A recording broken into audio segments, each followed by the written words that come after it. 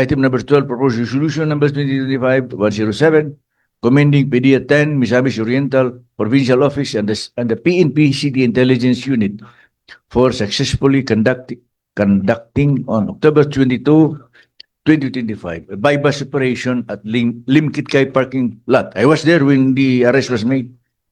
They confiscated estimated of 1,000 grams of shabu worth 1 million pesos, subject to styling. May I request Councilor Roger Abaday be recognized, ma'am. Councilor Roger Abaday, you recognize. Thank you very much, Madam Chair and Majority Floor. In addition, that is on October 24 and November 4, yesterday, another PDEA and police joint operation.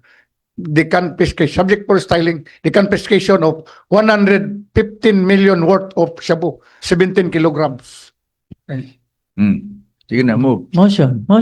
Move for approval. Any second? Objection? Hearing none, motion is hereby carried. Move to approve on second final reading. Second. Objection. Hearing none, motion is hereby carried.